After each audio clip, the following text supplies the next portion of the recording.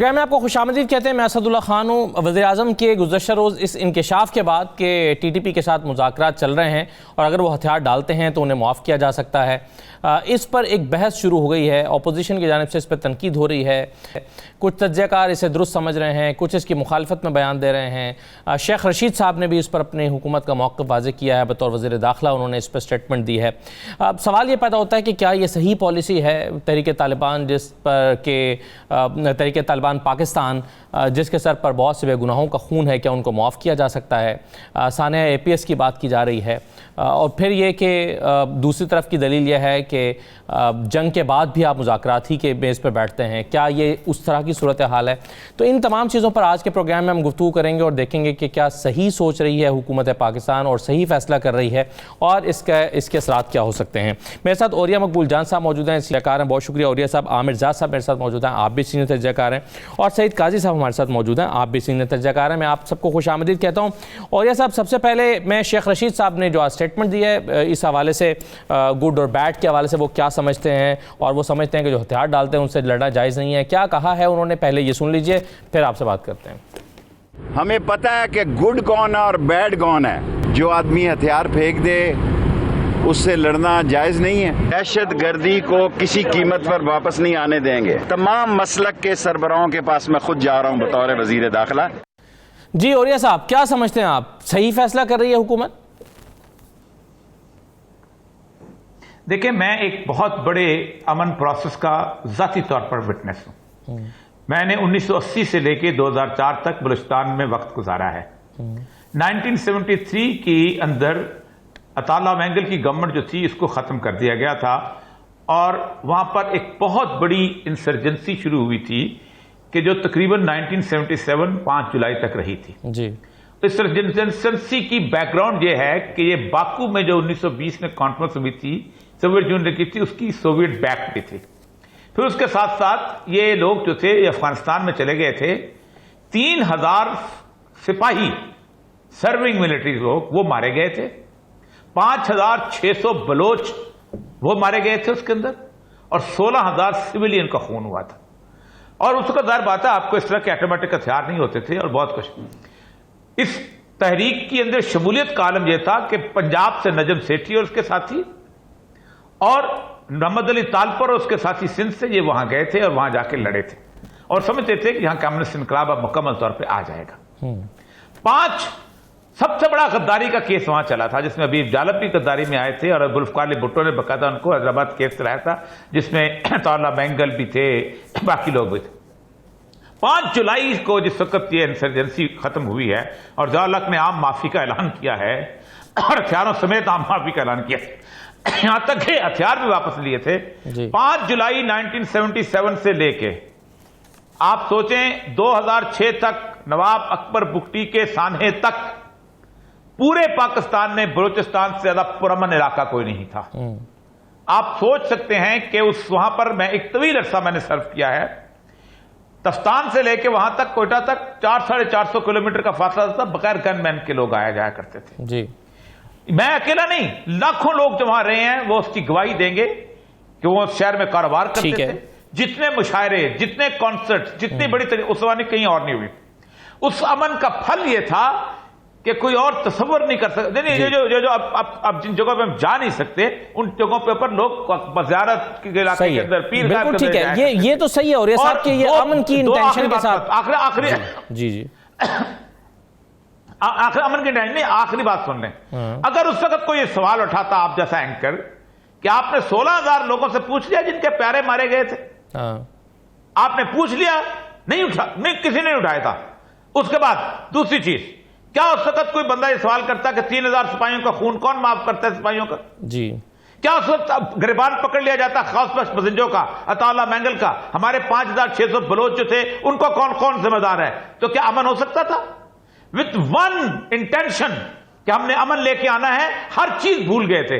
وجہ یہ 14 انچ کا باکس نہیں تھا اس وقت میڈیا کا. ٹھیک ہے جی. سعید قاضی صاحب، آپ بھی اوریہ صاحب کی طرح اتفاق کرتے ہیں حکومت جو سوچ رہی ہے؟ بائی اینڈ لارج میں سمجھتا ہوں جو اوریہ صاحب نے بات کی ہے وہ درست ہے. ہمیں امن و امان چاہیے، لیکن اس میں ایک بات ایڈ ضرور کروں گا.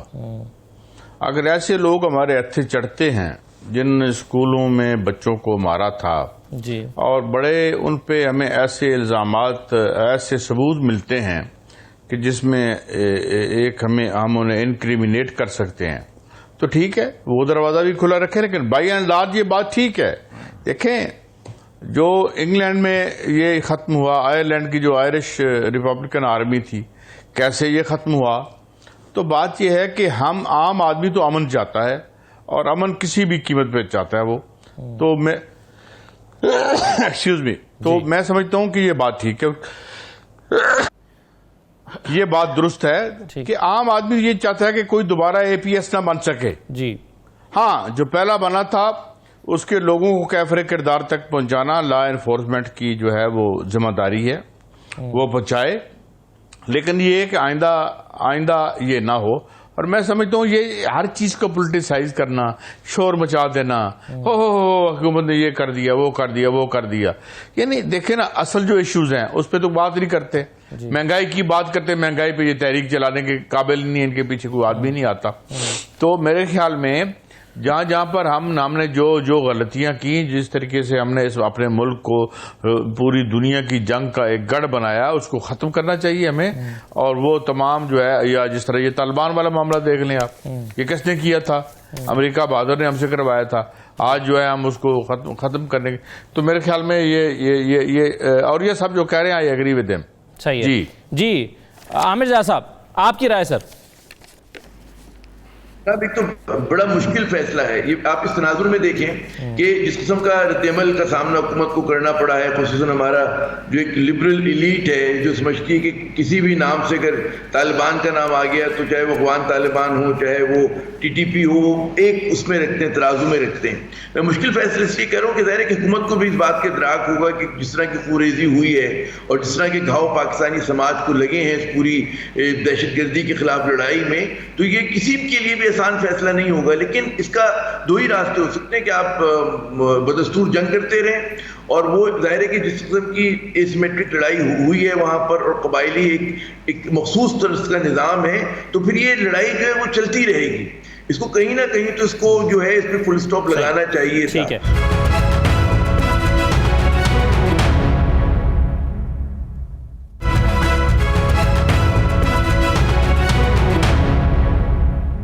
فواد چودھری صاحب، یہ جو پولیٹیشینز کہہ رہے ہیں، مثال کے طور پہ رانا ثناء اللہ صاحب نے کہا، انہوں نے کہا کہ آپ جنہوں نے ریاست کے بچوں کو مارا ان کے ساتھ تو مذاکرات کر رہے ہیں، سیاستدانوں کے ساتھ آپ مذاکرات نہیں کرنا چاہتے، تو کیا اس سے مماثلت بنتی ہے جیسا کہ رانا ثناء اللہ صاحب سمجھتے ہیں؟ رانا ثناء اللہ صاحب تو ایسے ہی ایک غیر سنجیدہ قسم کے بیانات دیتے ہیں۔ سیاستدانوں سے بھی ہم نے کس پہ مذاکرات نہیں کی؟ آپ ای وی ایم کا الیکٹورل ریفارمز کے اوپر دیکھیں، 1 سال سے 1.5 سال سے ہم کہہ رہے ہیں آپ آئیں بیٹھیں بات کریں۔ آپ اس کے اوپر نیب کے اوپر دیکھیں، ہم نے کل پھر کہا ہے کہ آئیے بیٹھتے ہیں نیب لا کے اوپر جو آپ امینڈمنٹ دیکھنا چاہتے ہیں اس کو دیکھیں۔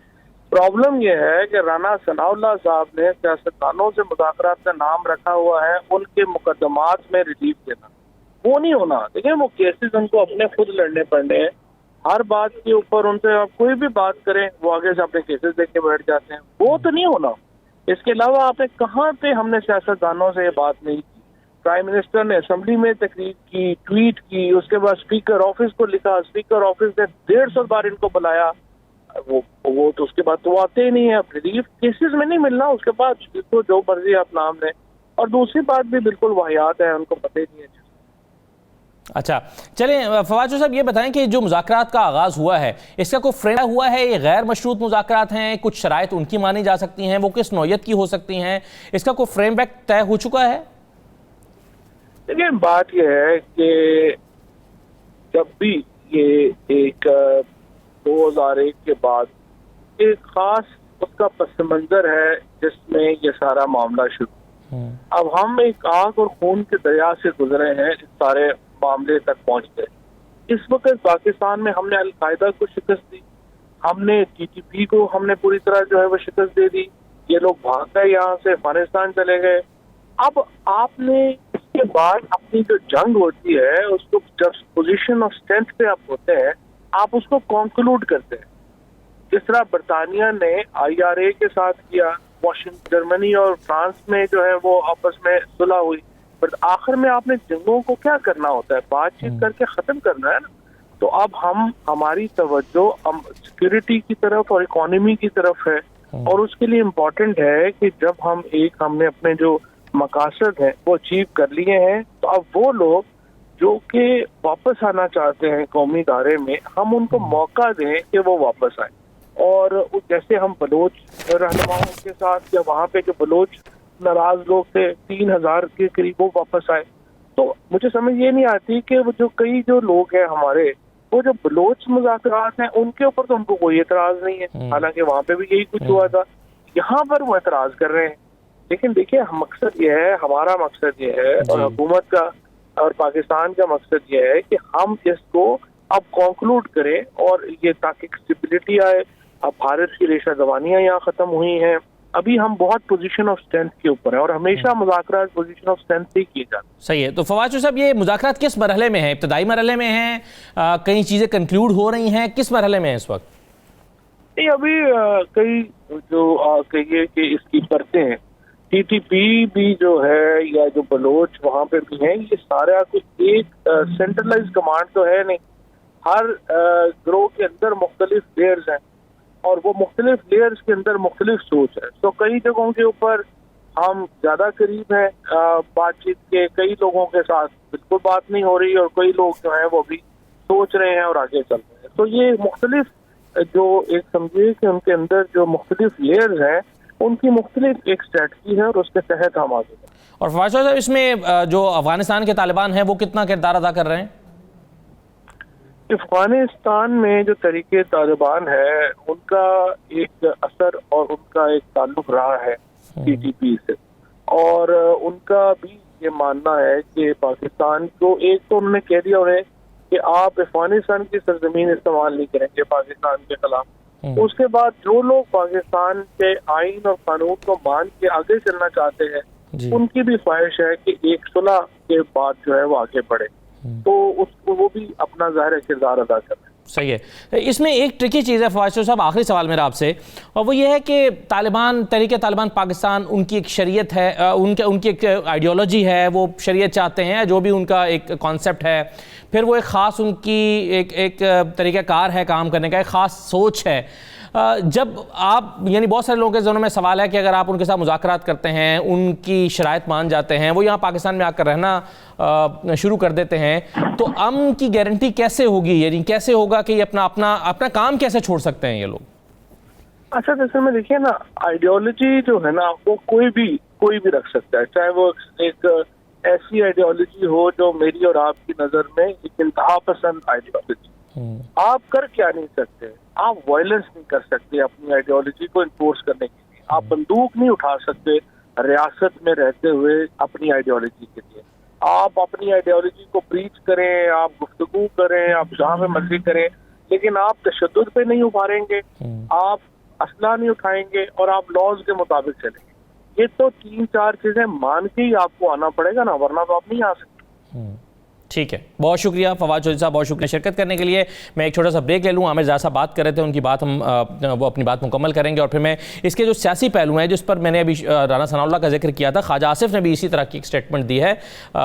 हमारी अपोजिशन क्या सोच रही है इस मामले पर, इस पर भी बात करते हैं। एक ब्रेक लेते हैं जी, ब्रेक के बाद वापस आते हैं।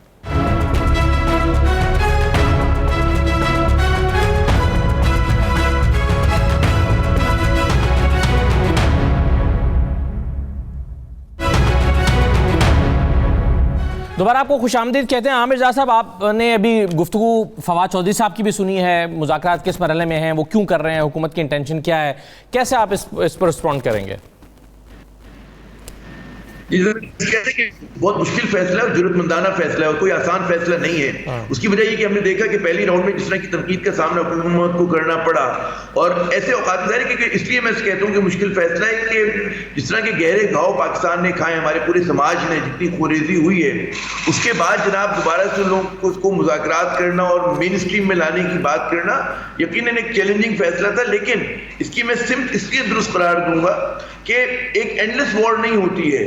اگر پاکستان نے جیسے کہ فواد چودھری صاحب بھی کہہ رہے تھے کہ اپنے اہداف جو ہیں حاصل کر لیے، آج پاکستان میں کوئی ایسے ریجن نہیں ہے کہ جو ملیٹنٹس کے عسکریت پسندوں کے قبضے میں ہوں، تو اب پوزیشن آف اسٹرینتھ سے جب بات کرتے ہیں تو سمجھ میں بھی آتا ہے۔ ایک بات اور سمجھنی چاہیے کہ یہ اس طرح کی جو انسرجنسی ہوئی تھی تو کیوں ہوئی تھی، اور وہ کیا مخصوص حالات تھے کہ جس میں بعض لوگ اس غلط فہمی میں مبتلا ہو گئے کہ جناب اگر ہم اپنی ریاست کے خلاف بندوق اٹھائیں گے تو اس سے ہم اسلام کی یا اپنے کسی بڑے کاز کی خدمت کر رہے ہو، تو میرے خیال میں وہ چیز جو ہے دور ہو گئی۔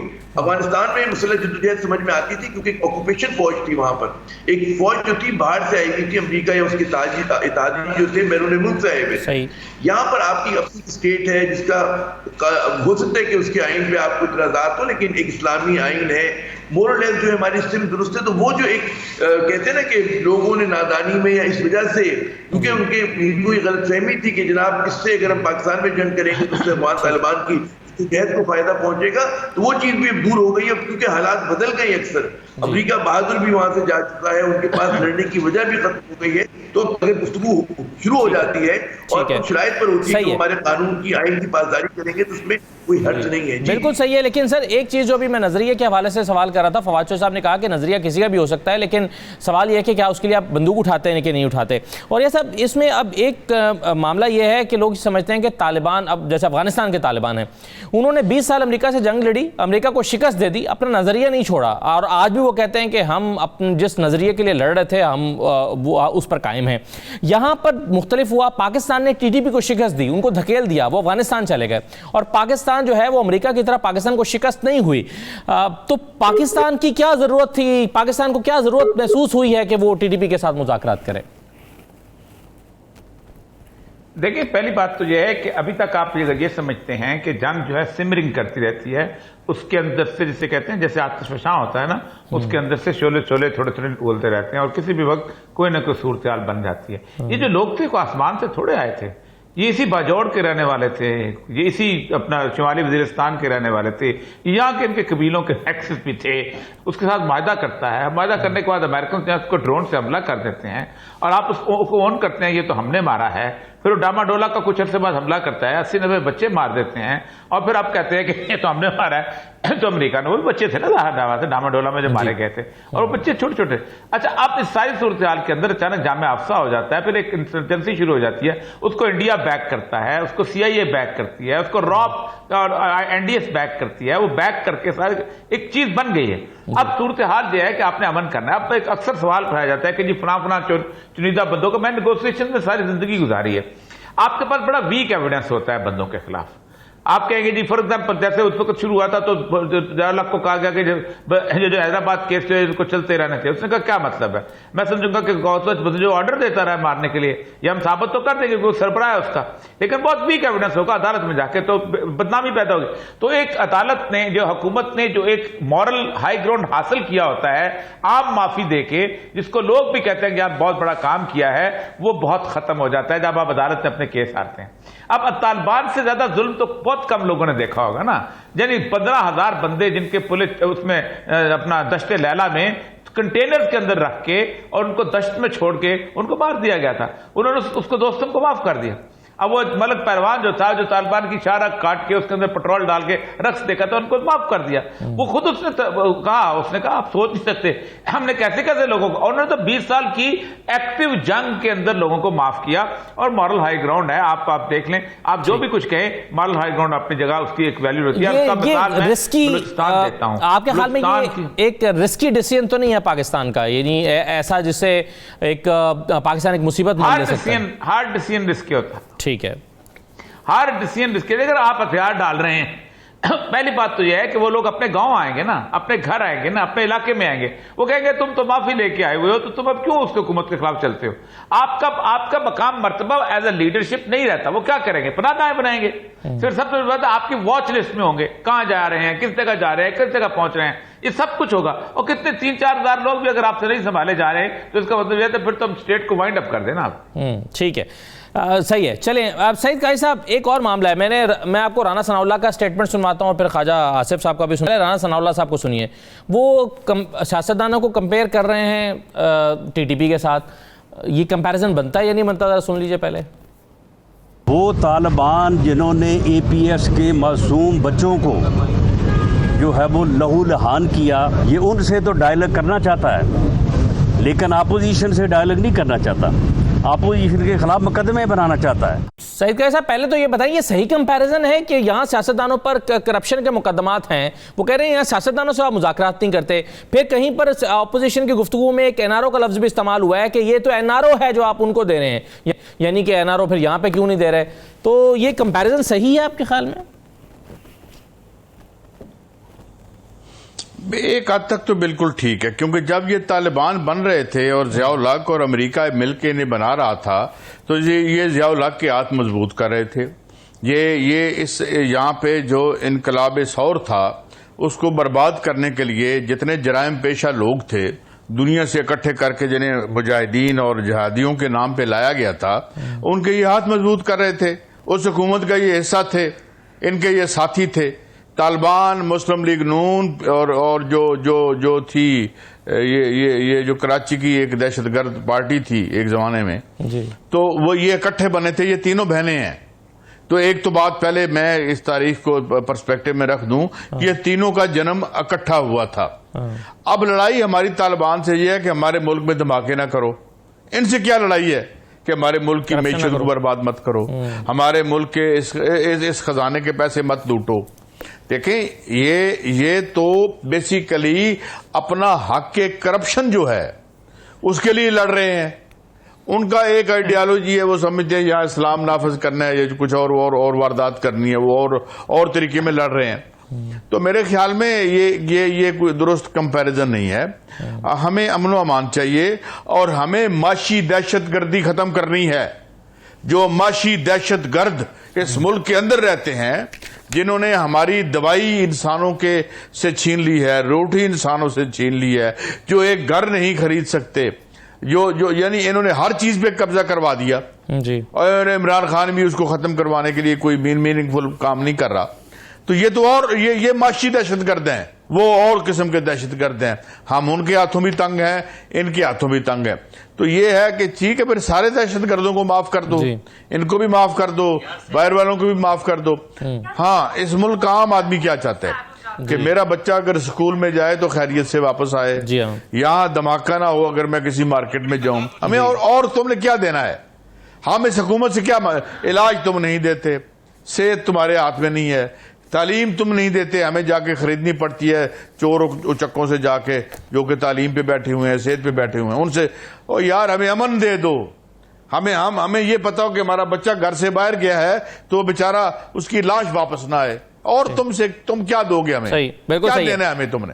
اور یہ جو لڑ رہے ہیں، یہ جو جی میں سر، میرے ساتھ بریگیڈیئر فاروق حمید صاحب بھی موجود ہیں، ان کو بھی میں کرتا ہوں، لیکن یہ جو پہلے ہم گفتگو کر رہے ہیں اس کا جواب میں عامر زاہد صاحب سے لوں۔ یہ جو خواجہ آصف صاحب نے، رانا ثناء اللہ صاحب نے کمپیریزن کیا، اور رانا ثناء اللہ صاحب نے تو کہا کہ آپ جو سارے اے پی ایس کے جو ملزمان ہیں ان کو آپ این آر او دے رہے ہیں، اور یہاں پر جو ہے وہ سیاستدانوں سے بات کرنا گوارا نہیں کرتے۔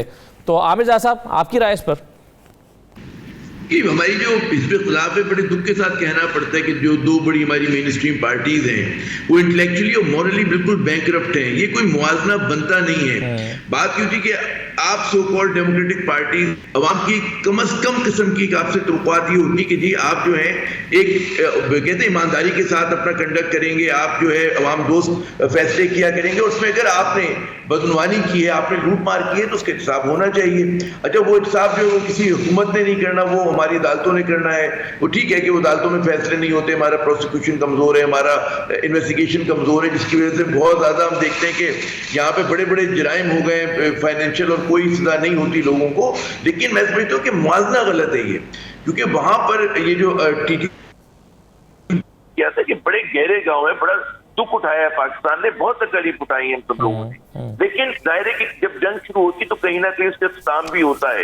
اور اگر آج حکومت یہ سمجھ رہی ہے کہ جناب ہم ان کو اس بات پہ کنونس کر لیں گے کہ اگر وہ واپس آتے ہیں تو پاکستان کے آئین قانون کے تابع ہوں اور وہ بندوق نہ اٹھائیں، ایک نقطہ آغاز ہے۔ پھر ایک اور بات سمجھنے کی ہے کہ جیسا اوریا صاحب فرما رہے تھے کہ قبائلی لوگ ہیں، اور قبائلی لوگوں میں یہ نہیں ہوتا کہ ضروری نہیں کہ اس اے یا بی جو ملوث تھا اس ایکٹیو اس پہ لڑائی میں، اب سی اور ڈی بھی اس کے اندر ہو۔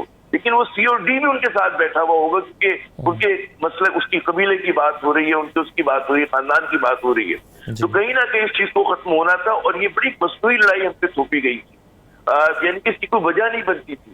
اور اس کی ظاہر ہے اس کی وجہ یہ تھی کہ امریکن پیزنٹس تھی، اور یہاں پہ جس طرح سے مطلب ہے کہ ہمارے جو بہت سارے اسلام پسند تھے وہ سمجھتے تھے کہ پاکستان کی حکومت جو ہے وہ امریکہ کا ساتھ دے رہی ہے، تو جو امریکہ کے ساتھ ہی ہمیں ان سے بھی جنگ کرنا ہمارا واجب ہے، فرض ہے. حالانکہ بہت ہی فرق ہے. پاکستان میں ایک قانونی آئینی حکومت تھی، افغانستان کے اندر ایک آکوپیشن آرمی تھی. تو وہاں پہ جو آپ کا کنڈکٹ ہو سکتا تھا وہ ایک الگ چیز ہے، اور یہاں پہ جو مطلب ہے پاکستان میں، اور جب بھی آپ دیکھیں کہ پاکستان کی فوج جو ہے وہ اس جدوجہد میں کامیاب رہی. امریکہ اپنی تمام تر طاقت کے باوجود، نیٹو کی طاقت کے باوجود جو ہے وہ شکست نہیں دے سکے افغان طالبان کو، لیکن پاکستان نے اس لیے دیا کہ ان کو یہاں کے عوام کی سپورٹ حاصل تھی اور اپنی دھرتی پر ہم لوگ جو تھے لڑ رہے تھے. اور جو لوگ مس گائیڈڈ تھے، بروکن ایروز سے بہت کم تعداد میں، انہوں کو میدان چھوڑ کے بھاگنا پڑا، اور آج جو ہے ان سے صلح کی بات ہو رہی ہے، اس میں کوئی مذائقہ نہیں. جی ٹھیک ہے، بالکل صحیح ہے. بریگیڈیئر فاروق حمید صاحب، سب سے پہلے تو یہ کہیے کہ حکومت پاکستان کے اس فیصلے کو آپ کس طرح سے دیکھتے ہیں، طالبان کے TTP کے ساتھ مذاکرات کرنے کا معاملہ اور ان کو واپس ایک دھارے میں لے کر آ جانے کا جو آپشن ہے؟ بسم اللہ الرحمن الرحیم. بہت شکریہ سعوداللہ. بات یہ ہے کہ میں تو کتنے سالوں سے یہ کہہ رہا ہوں کہ یہ جنگ ہماری نہیں تھی، اس جنگ میں ہمیں پھینکا گیا اور ہمیں پھنسایا گیا اس جنگ میں.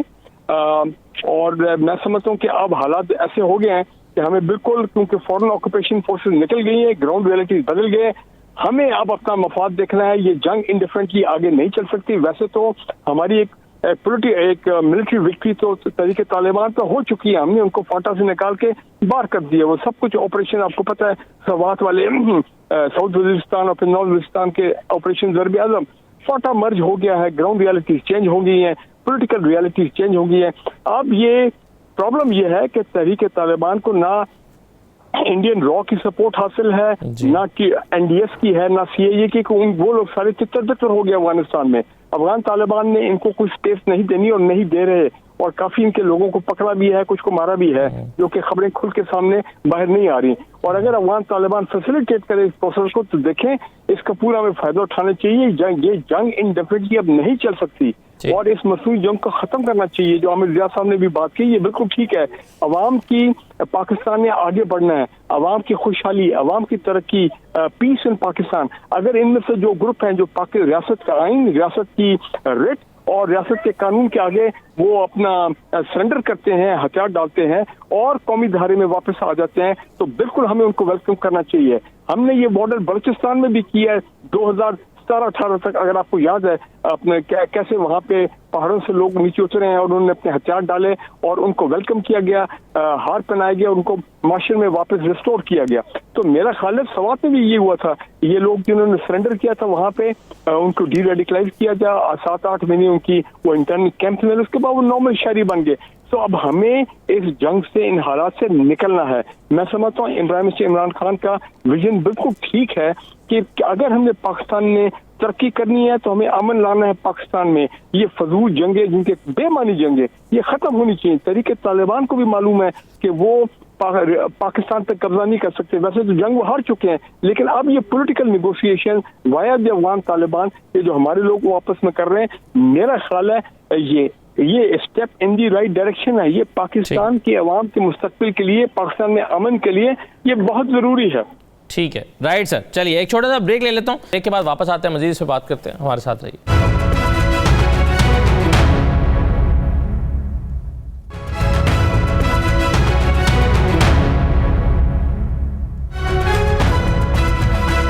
دوبارہ آپ کو خوش آمدید کہتے ہیں. اور یہ صاحب، یہ TTP کے ساتھ مذاکرات کرنے کا ایک امپریشن دنیا پر کیا جائے گا؟ کیا یہ طاقت ریاست کی طاقت کی طرف اشارہ کرتا ہے یا ریاست کی کمزوری کی طرف اشارہ کرتا ہے؟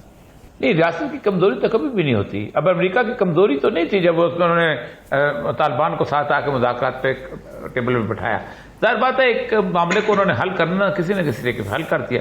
طالبان دیکھیں، امریکہ نے غلطی کی، طالبان کو پوزیشن آف اسٹرینتھ پہ آنے دیا اور پھر ان کے مذاکرات جو ہیں بڑے خراب ہوئے. آپ اس وقت TTP جو ہے پوزیشن آف اسٹرینتھ پہ نہیں ہے، کسی طور پر نہیں ہے. آپ سے باہر بیٹھے ہوئے لوگ ہیں، وہاں پر ہیں. طالبان ان کے لیے کوئی راستہ نہیں دیتے، آپ ان کو راستہ نہیں دیتے، وہ کہاں جائیں گے؟ وہ پھر دوبارہ ایک اور گروپ کہیں نہ کہیں فارم کریں گے. اور جو آپ کا بارڈر ایریا ہے میں تو اب جانتا ہوں اس کو 23,000 کلومیٹر پہ جو پھیلا ہوا ہے اس کے اندر کوئی بھی کچھ کسی بھی قسم کی تقریبی کر سکتا ہے. اور ایک پوٹینشیل آپ دیں گے انڈینز کے ہاتھ میں, ایک پوٹینشیل فورس ان کے ہاتھ میں دے دیں گے جس کو کہیں نہ کہیں بارڈر ایریا میں ایکسپلائٹ کرتے گئے, جیسے وہ انہوں نے مجاہدین خلق کو عراق کے بارڈر پہ ایران پہ استعمال کرتے رہے. یہ بہت ساری چیزیں ایسی ہیں کہ جو جب نیگوسیشن پہ کھلتی ہیں ہم اس کو بڑا روڈیمنٹری, بڑا اوپر سے لیتے ہیں. انہوں نے یہ کر دیا, ہم نے یہ نہیں کیا, انہوں نے یہ کر دیا. یہ جب آپ نیگوسیشن ٹیبل پہ بیٹھتے ہیں تو آپ کو پتہ چلتا ہے کہ اگر ان کی آپ ٹرائل کرنا شروع, کیوں ہم مسنگ پرسن ہوتی ہیں ہمارے ہاں, کیوں ہم ان کو ٹرائل لے کے نہیں آتے ہم عدالتوں کے اندر. وجہ یہ ہے کہ آپ کے پاس ایویڈنس ہی نہیں ہوتا. آپ یہ تو بڑے آرام سے کہتے ہیں کہ فلاں نے APS کو قتل کر دیا, لیکن جب آپ اس کو ٹرائل کورٹ میں جانے پڑتا ہے تو بندے آپ کے پاس کچھ بھی نہیں ہوتا, آپ خالی نکل آتے ہیں. تو اس کا مطلب یہ ہے کہ اگر ایک پوزیشن اسٹرینتھ میں آپ معافی دینے والے بن جائیں اور لوگ یہ مان لیں کہ انہوں نے معافی مانگ لی ہے تو یہ بہت بڑی بات ہو جاتی ہے. ورنہ مجھے پتا ہے کہ اس طرح کے ایویڈنس, اس طرح کے انسیڈنٹس کا کوئی ٹریسز, کوئی چیز کوئی نکلا کرتی, بس ایک انسرجنسی ہوتی ہے, وار ہوتی ہے. وار کرائم میں کبھی ایویڈنس نکلتے ہیں. یہ ابھی بوسنیا کی وار کا ایویڈنس اب وہ چلا ہے ٹرائل, آپ دیکھ لیں کیا نکلا ہے. یہی ہوا ہے کہ مجھے اس نے کہا تھا, اس نے مجھے کہا تھا, مجھے یہ کہا تھا, بندے گراؤنڈ میں مرے ہوئے تھے. تو اس طرح کی جو چار چیز چلتی ہے. اور سب سے بڑی بات یہ ہے کہ نہ ہماری جنگ تھی, ہم پہ مسلط کی گئی, اس کا ایک لمبا راستہ ہے. نہ ہم نے اچھا پھر مسلط کس نے کی, CIA نے کی, NDS نے سپورٹ کیا, اس کے بعد را نے سپورٹ کیا, وہ سارے لوگ موجود تھے. اب وہ لوگ ایک دفعہ واپس آنا چاہتے ہیں تو آپ کیوں ایک پوٹینشیل, ایک آتش فشاں چھوڑنا چاہتے ہیں؟ آپ اس آتش فشاں سے نکلو. صحیح ہے, بالکل صحیح ہے. عامر جان صاحب ایک اور اب اس پہ بحث شروع ہو گئی ہے, وہ یہ کہ کیا اس معاملے کو پارلیمنٹ میں لانا چاہیے, پارلیمنٹ میں لا کے بحث کرنی چاہیے, اپوزیشن کو آن بورڈ لینا چاہیے, اپوزیشن اور حکومت کو ایک جگہ پر بیٹھنا چاہیے. کیا اپوزیشن اس معاملے پر, کیونکہ یہ تو بحث اس بات سے شروع ہوئی ہے کہ اگر ان سے مذاکرات کر رہے ہو تو ہم سے بھی مذاکرات کرو, تو اس آرگومنٹ کے ساتھ کیا سنجیدہ گفتگو ہو سکتی ہے اپوزیشن اور حکومت کے درمیان؟ یہ بات ہی کہ بدقسمتی کہ آپ اس ملک کی کہ ہماری پارلیمنٹ میں عموماً سنجیدہ بحث نہیں ہوتی ہے. وہاں پہ جو بحث کا معیار ہے, اور وہاں پر کبھی بھی آپ دیکھیں کہ کوئی جو پارٹی کے اراکین ہوتے ہیں وہ اپنی پارٹی لائن, بلکہ پارٹی لائن کے جو ان کے لیڈر کی لائن ہوتی ہے اس سے ٹس سے مس نہیں ہوتے. یعنی کہ ایسی کوئی بحث نہیں ہوتی کہ جس میں آپ کو کوئی انٹلیکٹ نظر آئے, جس میں آپ کو کوئی لگے کہ جی یہ نیشنل ایشو کو ڈسکس کر رہے ہیں. ظاہر ہے کہ جب بھی آپ دیکھیں کہ ہمارے یہاں جتنے بھی اہم فیصلے ہوتے ہیں اس ملک کے مستقبل کے حوالے سے اور ہمارے آج کے حوالے سے, وہ جو ہوتا ہے کیبنٹ میں ہوتے ہیں, وہ اور اداروں کے تحت ہوتے ہیں, وہ پارلیمنٹ میں نہیں جاتے. کیونکہ پارلیمنٹ میں جو کنڈکٹ ہے, لوگوں کو برا لگتا ہے میں پولیٹیکلی انکریکٹ پرسن اس معاملے میں, لیکن پارلیمنٹ کا جو ہمارا اب تک کردار رہا ہے وہ بہت ہی عامیانہ سطحی ہے. لیکن ایک بات میں اور, اگر آپ اجازت ہیں صاحب, کہ اس پورے جو ایک موو ہے اس کی جو سب سے زیادہ مخالفت آپ دیکھیں گے وہ ایک ہمارا ایک نام نہاد طبقہ ایسا ہے کہ جس کی جڑیں عوام میں اتنی زیادہ نہیں ہے, لیکن اس کی آواز سوشل میڈیا پہ بہت ہے, اس کی آواز جو ہے وہ انگریزی میڈیا میں بہت ہے, اور ہمارے مین اسٹریم میڈیا میں بھی اچھی خاصی مضبوط آواز ہے. تو وہ آواز جو ہے وہ یقیناً اس میں بہت زیادہ اعتراض کرے گی, اور آپ کو ہوگی کہ پاکستان جو ہے وہ انتہا پسندی کو سپورٹ کر رہا ہے, انتہا پسندی کو معاف کر رہا ہے, اس قسم کی آپ باتیں سنیں گے. اور پھر آپ دیکھیے گا کہ وہی مغرب جو کہ افغان طالبان سے بات کرنے کے لیے اپنے مفاد میں تیار ہو گیا تھا, انہیں بھی ہماری بات پسند نہیں آئے گی. تو ان کا جو سر اور ساز ہے وہ جا کر وہاں پر مل رہا ہوگا. مغربی ممالک میں جو ہمارے خلاف پروپیگنڈا ہوتا ہے, جو پاکستان مخالف جو دیگر قوتیں ہیں جو ہم پہ یہی الزام ہمیشہ دھرتی آئی ہیں. ابھی دیکھیں نا کہ ایک امریکی ایک سینئر آفیشل کو آنے, تو انہوں نے آنے سے پہلے کہا کہ پاکستان جو ہے وہ ایکسٹریمسٹ کے خلاف جو ہے وہ کارروائی کرے, ایکسٹریمسٹ گروہوں کے خلاف, ملیٹنٹس کے خلاف. حالانکہ ہم نے سب سے زیادہ جو ہے وہ کارروائی کیا, اور ابھی امریکہ کی طرف سے جو مطالبہ, جی ہاں, مطلب ہم نے تو بلکہ ایک لاہور کے اس انتہا پسندی کے نام پہ ہم نے تو ان لوگوں کے خلاف کارروائی کر دی جو بڑے اس ملک کے محب وطن اور اچھے لوگ تھے, اور جنہوں نے ہمیشہ پاکستان میں ایک پٹاخہ نہیں چھوڑا, ہم نے تو ان کے خلاف کارروائی کر دی. تو آپ کیا جان لیں گے یہ لوگ. جی صحیح ہے, بالکل صحیح. سعید قائد صاحب, اب امریکہ کا جو مطالبہ ہے کہ جی پاکستان تمام دہشت گردوں کے خلاف بلا تفریق کارروائی کرے. ایک طرف امریکہ کے ایجنسیز, کون نہیں جانتا, انڈیا, NDS, راس, یہ سب سپورٹ کرتے رہے ان دہشت گردوں کو پاکستان میں جو ہے وہ بدامنی پھیلانے کے لیے. اب آپ کہہ رہے ہیں کہ پاکستان تمام دہشت گردوں کے خلاف بلا تفریق کارروائی کرے. کیا امریکہ, ہارا ہوا امریکہ اس پوزیشن میں ہے کہ پاکستان کو ڈکٹیٹ کرے, اور کیا پاکستان ڈکٹیشن قبول کرے گا؟ دیکھیں, ابھی یہاں سے افغانستان سے ویتنام کی طرح جوتے کھا کے وہ گئے ہیں, یہ آپ کے سامنے ہے. پارلیمان جو ہے ہماری انفارچونیٹلی لوگوں کے ذاتی نجی اور کاروباری مفادات کے دفاع کا ایک ذریعہ بن کے رہ چکی ہے جی. تو آپ کی جو ڈیپ سٹیٹ ہے وہی سارے کام کر رہی ہے. یہ اس میں اب کوئی حیرت کی اور کوئی چھپانے والی بات تو نہیں ہے. اس کی وجہ یہ ہے کہ آپ اپنے کام نہیں کرتے. نواز شریف صاحب نے اپنے اثاثے بچانے ہیں, زرداری صاحب نے جو بچا لیے ہیں اثاثے یا بنا لیے ہیں, ان کے لیے ساری سندھ کی حکومت جو ہے وہ اب تندہی سے کام کر رہی ہے کہ ان کی طرف اشارہ نہ اٹھے. تو یہ ایک بڑی انفارچونیٹ صورتحال ہے, مگر اس کے باوجود زندگی نے تو آگے چلنا ہے اور ہم نے آگے جانا ہے. تو ہمیں میرے خیال میں کوئی ایک امن و امان کی زندگی تو دینی پڑنی ہے نا آپ کو, جب تک اس ملک کے لوگ بل بلا کے اٹھ کھڑے نہیں ہوتے اور پھر ان لوگوں کو تاریخ کے اس کوڑے دان میں نہیں پھینکتے. تو نہ جانے وہ وقت کب آئے گا. لیکن یہ ہے کہ اس گیون سچویشن جو آپ بتا رہے ہیں اس میں یہی ہو سکتا ہے کہ ان سے بات کرو یار, یہ جو ناراض لوگ, پہلی بات تو یہ کہ یہ کیوں ہوتا ہے, کیوں امریکہ میں 2 یا 3 روزانہ لوگ اٹھتے ہیں اور پاگل ہو کے لوگوں کو گولیاں مار دیتے ہیں. کبھی ہم نے یہ بات کی ہے, ہم نے ساری ڈسکشن میں کبھی سوچا ہے کہ لوگ آخر ناراض کیوں ہوتے ہیں, لوگ آخر کیوں آگ کے خون لوگوں کا بہاتے ہیں, وہ کیا کنڈیشنز ہیں, وہ کیا کنڈیشن ہم نے لوگوں پر امپوز کر رکھی ہیں کہ جو ہے وہ لوگ وہ اس انتہائی سطح پر جاتے ہیں. امریکہ اب ہمیں کہے گا یہ کرو وہ کرو, یار اپنا گھر تو ٹھیک کر لو تم. ایک دن میں 2 سے 3 جو ہے لوگ گھر سے نکلتے ہیں, بندوق اٹھاتے ہیں, کبھی اسکولوں میں بچوں کو مارتے ہیں, کبھی کلبوں میں بچوں کو مارتے ہیں, وہ تو ٹھیک کر لو پہلے تم. تو وہ میں اس میں نہیں جاتا کہ ہمیں کہاں ان غیری کنڈیشنز کو درست کرنا ہے جو سرمایہ داری نظام میں کبھی ٹھیک نہیں ہو سکتی اس کو بدلے بغیر. لیکن اب ہمیں اس دنیا میں رہتے ہیں, ہم نے کیا کرنا ہے, ہمیں یہ کرنا ہے کہ یار بات کرو لوگوں سے, کوئی برا بھلا امن واپس لے, اور خدا کا روٹی دے نہیں سکتے, علاج دے نہیں سکتے, کم از کم ہمیں گولی سے تو بچا لو. اور اس پہ بھی سیاست کرنی شروع کر دیتی ہے ہماری اپوزیشن کہ آپ یہ کر رہے ہو, آپ وہ کرو, یہ ہو رہا ہے وہ ہو رہا ہے. ان کے آج کیسز بند کر دو تو پتہ چلے گا پورا امن و امان ہو گیا. تو whatever government is doing and will do while talking to them, ہم تو اس کو سپورٹ کریں گے. یار خدا کا واسطہ روٹی دے نہیں سکتے, صحت دے نہیں سکتے, امن ہی دے دو, امن دے دو. بالکل صحیح ہے. تو فاروق حمید صاحب, یہ جو میں نے سوال کیا کہ کیا امریکہ کی ڈکٹیشن پاکستان قبول کرے گا, کہ جی آپ یعنی ایسا لگتا ہے کہ امریکہ ان مذاکرات خود تو تحریک طالبان افغانستان کے ساتھ مذاکرات کی اور یہاں سے نکل گیا, اور ٹی ٹی پی کے ساتھ مذاکرات کی مخالفت کرے گا, کیا پاکستان اس کو کوئی اہمیت دے گا؟ دیکھیں, امریکہ ایک ہارا ہوا سپر پاور ہے. نمبر 1, امریکہ ہمیشہ پاکستان کے حوالے سے ان ریلائبل, ان ٹرسٹورتھی, ان گریٹفل ثابت ہوا ہے. ہمیں ان کے چکر میں آنا نہیں چاہیے. اب وہ دوبارہ بوگی کھڑی کر دی, جس طرح آپ کہہ رہے ہیں ٹی ٹی پی کے خلاف کاروائی اور یہ داعش کے خلاف اور القاعدہ جی ہے دوبارہ منظم ہو سکتے ہیں یا ہو رہے ہیں, ہم ان کو خطرہ ہے. تو وہ صرف ایک جواز کریٹ کر رہے ہیں کہ کسی طرح ان کے ڈرون اٹیکس وہاں پہ چلتے رہے, چاہے پاکستانی ایئر اسپیس سے جائیں, تاجکستان سے وہ آئیں. تو ہمیں بالکل امریکہ کے چکر میں نہیں آنا چاہیے. ہمیں پہلے بھی امریکہ نے دھوکہ دیا, ابھی بھی وہ دھوکہ دینے کی کوشش کریں گے کہ پاکستان جو ہے کسی طرح یہاں پہ آگ لگتی رہے. خود تو وہ یہاں سے نکل کے چلے گئے. تو لہٰذا بالکل ہم نے اپنے سیکورٹی کے مفاد دیکھنے ہیں.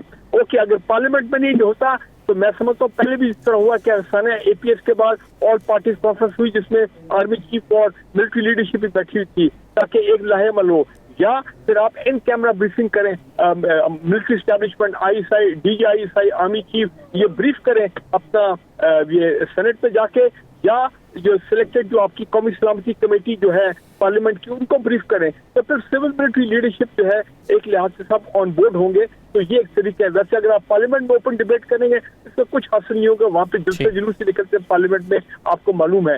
لیکن آپ سمجھتے ہیں کہ آل پارٹیز کانفرنس ایک بہتر اس کا سلوشن ہے؟ جی, اور وہ بھی اس وقت جب کہ ہم بالکل فائنل اسٹیجز پہ ہوں. اگر آپ ابھی کریں گے پھر وہاں آپ کو پتا ہے 100 یہاں پہ لابیز بیٹھی ہیں باہر کے کی کوشش ہوگی کہ اس کو پروسیس کو سیبوٹاج کیا جائے, اس میں کیڑی نکالے جائے تاکہ پاکستان میں لڑائی لگی رہے. کے پی میں یہ اس طرح کے چھوٹے موٹے ٹک ٹک حملے چلتے رہے, لوگوں کو شوٹ کرتا ہے. لہٰذا اس چیز کو پرائم منسٹر نے ویسے جلدی اعلان کر دیا. میں سمجھتا ہوں اگر یہ سیکریٹلی کر تھوڑا میچور کر کے اعلان کرتے تو زیادہ بہتر تھا. ٹھیک, شکریہ بریگیڈ فاروق حمید صاحب, سعید قائد صاحب, عامر جہاں صاحب اور مقبول جان صاحب پروگرام میں شرکت کرنے کے لیے. اجازت دیجیے, اللہ حافظ.